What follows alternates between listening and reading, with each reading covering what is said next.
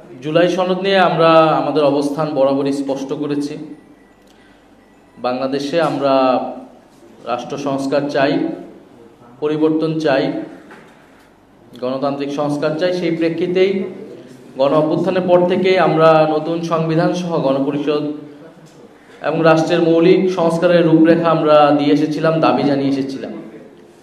একটা গণ অভ্যুত্থানের পরে সবচেয়ে কার্যকর ব্যবস্থা হতো যদি আমরা একটি গণপরিষদ নির্বাচনের মাধ্যমে আমরা একটি গণপরিষদ গঠন করতে পারতাম এবং পাশে নির্বাচনের জাতীয় সংসদ গঠন করতে পারতাম।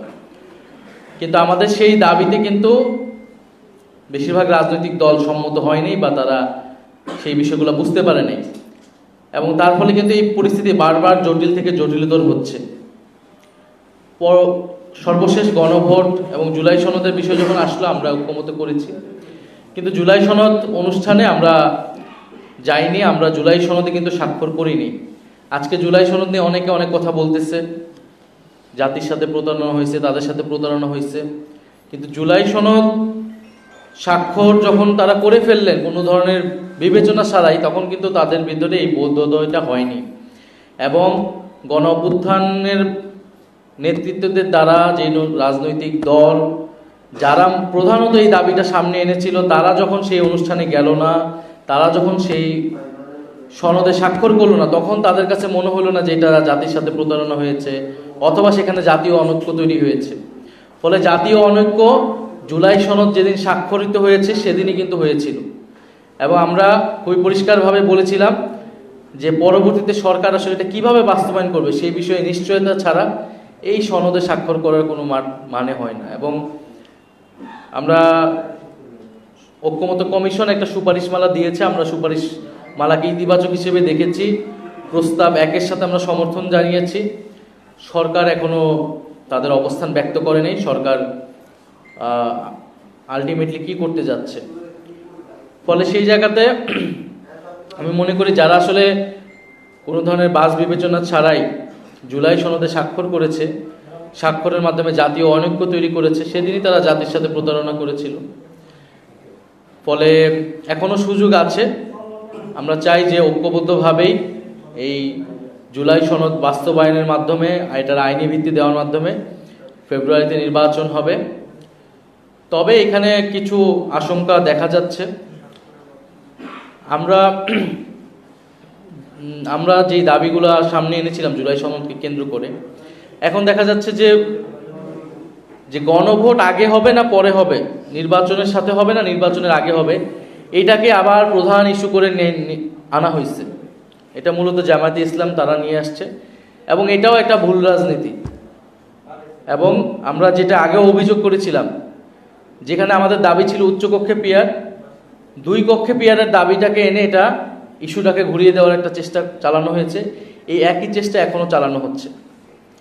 সনদে কি কি সংস্কার হবে, কি কি প্রস্তাবনা থাকবে এবং সেটার আইনি ভিত্তিটা কিভাবে হবে, ডক্টর ইউনূস সেটা আদেশ জারি করবে কিনা, এগুলো হলো প্রধান ইস্যু, প্রধান তর্কের জায়গা। এই জায়গাগুলোতে একমত হলে গণভোট আমরা ইলেকশনের দিনও করতে পারি, ইলেকশনের আগেও করতে পারি, সে বিষয়ে আমরা আলোচনা করতে পারি। কিন্তু গণভোট আগে হবে না ইলেকশনের দিন হবে, এইটাতে হচ্ছে বিএনপি জামাত আবার একটা দ্বন্দ্বে চলে গিয়েছে, এবং যেই দ্বন্দ্বটা অযথা অপ্রয়োজনীয় বলে আমরা মনে করছি। ফলে আমার সার্বিক পরিস্থিতি দেখে আমাদের কাছে মনে হচ্ছে যে বিএনপি তো পুরো ঐক্যমত্য কমিশনের শুরু থেকে মৌলিক যেই বিষয়গুলো ছিল সেখানে নোট অফ ডিসেন্ট দিয়েছে, বিরোধিতা করার চেষ্টা করেছে। ফলে সংস্কারের পক্ষে তারা কতটুকু আছে এই বিষয়ে জনগণের ভিতরে প্রশ্ন আছে, আমাদের কাছেও প্রশ্ন আছে। আবার অন্যদিকে জামাতের কার্যক্রমে মনে হচ্ছে যে তারা নির্বাচনকে পেছানোর কোনো অভিসন্ধি তাদের আছে কিনা, দুরভিসন্ধি আছে কিনা। ফলে একদল সংস্কারকে ভেস্তে দিচ্ছে, আরেক দল নির্বাচনকে পেছানোর চেষ্টা করছে। সার্বিক পরিস্থিতিতে আমাদের মূল্যায়ন এটাই। তবে আমরা এই দুইটার কোনোটাই চাই না। আমরা চাই যথাসময়ে নির্বাচন হবে ফেব্রুয়ারিতে, এবং জুলাই সনদেরও আইনি ভিত্তি পাবে এবং বাস্তবায়ন হবে। সেই জায়গায় এই 2টি দল সহ যারা সকল রাজনৈতিক দলের প্রতি আমাদের আহ্বান থাকবে, তারা যাতে এক জায়গায় আসে, ঐক্যবদ্ধভাবে আমরা এই পরিস্থিতির উত্তরণ ঘটাতে চাই। এবং জুলাই সনদে যদি নোট অফ ডিসেন্ট থাকে, সবগুলো দলের নোট অফ ডিসেন্ট রয়েছে, আমাদেরও দুই একটা ইস্যুতে নোট অফ ডিসেন্ট আছে, তাহলে আসলে কোনো জিনিসই তো আসলে বাস্তবায়ন হবে না।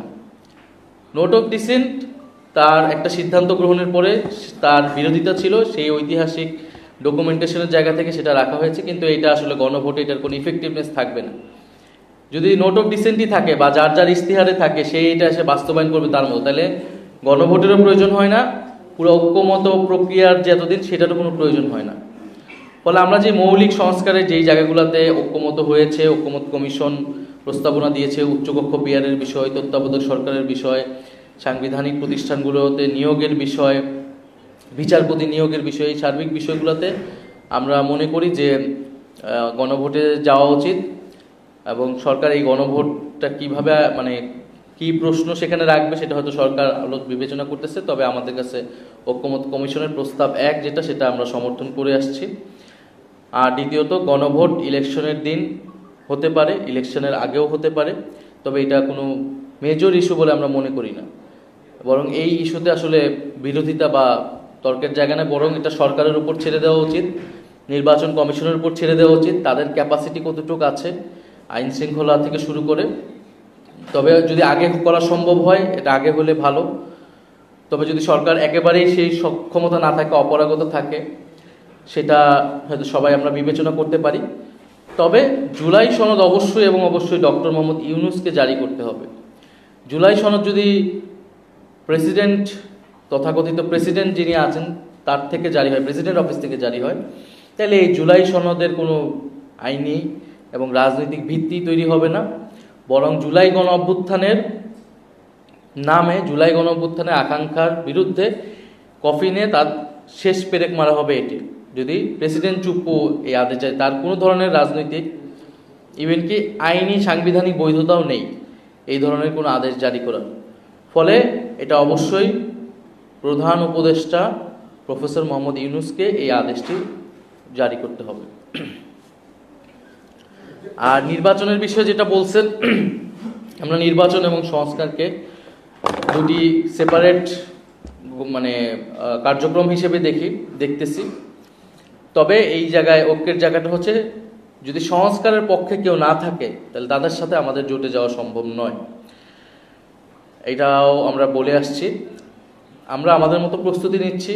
যদি আমরা দেখি যে আমাদের যে মৌলিক দাবিগুলো রয়েছে, সংস্কার এবং বাংলাদেশকে নতুনভাবে গড়ে তোলা, আওয়ামী ফ্যাসিবাদ থেকে একেবারে বাংলাদেশকে বের করে আনা, বৈদেশিক আধিপত্যবাদ থেকে বের করে আনা এবং একটা অন্তর্ভুক্তিমূলক গণতান্ত্রিক বাংলাদেশ, এই দাবিগুলোর সাথে যদি আমরা দেখি যে কাছাকাছি আছে, এইরকম দলের সাথে আমাদের যদি ঐক্যবদ্ধ হতে হয় বা কোনো ধরনের সমঝোতায় যেতে হয়, তাহলে সেটা আমরা বিবেচনা রাখবো। সেই দরজাটা আমাদের জন্য খোলা আছে। কিন্তু এখনই কিন্তু কোনো সিদ্ধান্ত চূড়ান্ত হয়নি।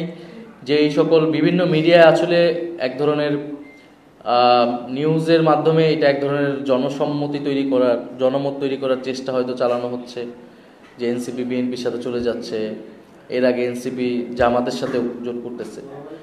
এই পুরো বিষয়টাই এখন সংস্কারের বিষয়ে আমরা দলগুলোর অবস্থান দেখব, নির্বাচন ইস্যুতে দলগুলোর অবস্থান দেখব, সেই বিষয়ে তারপরে আমরা সামগ্রিকভাবে সিদ্ধান্ত নিব। জুলাই সনদ আমরা আগের অবস্থানেই আছি। ঐক্যমত কমিশন সুপারিশমালা দিয়েছে, আমরা সেটাকে সমর্থন জানিয়েছি। সরকার যখন আমাদেরকে বলবে যে আমরা এইভাবে আগাচ্ছি, আমরা গণভোটের প্রশ্ন এটা থাকবে, অর্ডারে এটা লেখা থাকবে এবং অর্ডারটা জারি করবেন প্রফেসর মোহাম্মদ ইউনূস, তখন আমরা সনদে স্বাক্ষর করব। এখন পর্যন্ত ঐক্যমত কমিশনের জায়গা থেকে তারা দায়িত্ব পালন করেছে, কিন্তু সরকারের জায়গা থেকে আমরা এখনো তো কোনো তো আর অবস্থান আমরা পাইনি। যে অর্ডারটা, তার খসড়া বা তার টেক্সট কি, গণভোটের প্রশ্ন কি, এটা তো আমরা নিশ্চিত না হয়ে আমরা সনদে স্বাক্ষর করব না। আপনি গণভোট দিতে যাবেন, গণভোটটা কিসের ওপর হবে, জনগণকে তো জনগণের কাছে সম্পূর্ণরূপে এটা স্পষ্ট করতে হবে। এখানে কোনো ধরনের প্রতারণা বা এই ধরনের বিষয় থাকা যাবে না। কারণ আমরা কিন্তু ঘোষণাপত্রে এটা দেখেছি, ঘোষণাপত্রে রাজনৈতিক দলগুলোকে দেখানো হয়েছিল একটা, বলা হয়েছিল একটা, কিন্তু ঘোষণাপত্রের টেক্সট পরিবর্তন করে দেওয়া হয়েছে। এমনকি সনদেও এটা করা হয়েছে। সনদে সর্বশেষ আমাদের কাছে যেই কপিটা দেওয়া হয়েছিল 2 বা 3 দিন আগে, সনদের দিন কিন্তু যেই টেক্সটে সাইন স্বাক্ষর হয়েছে সেই টেক্সটটা কিন্তু পরিবর্তন করে দেওয়া হয়েছিল অনেকখানি। এই নোট অফ ডিসেন্টের বিষয়গুলা সেই সময় তৎক্ষণাৎভাবে সেখানে মানে লেখা হয়েছে, তারপর বিভিন্ন নোট দেওয়া হয়েছে, কিন্তু এগুলো কিন্তু আমাদের কাছে ছিল না সেই সময়। 2 দিন আগে যে আমাদের কাছে খসত, সরকারের কোনো একটা দলের চাপে বারবার এই ধরনের তার টেক্সট পরিবর্তন করে, এটা আমরা দেখে আসছি। ফলে জনগণের কাছে খুবই স্পষ্ট থাকতে হবে জনগণ কিসের পক্ষে ভোট দিচ্ছে আর কিসের বিপক্ষে ভোট দিচ্ছে। সেটার জন্য অবশ্যই অর্ডার এবং গণভোটের প্রশ্ন এটি আগেই প্রকাশ করতে হবে।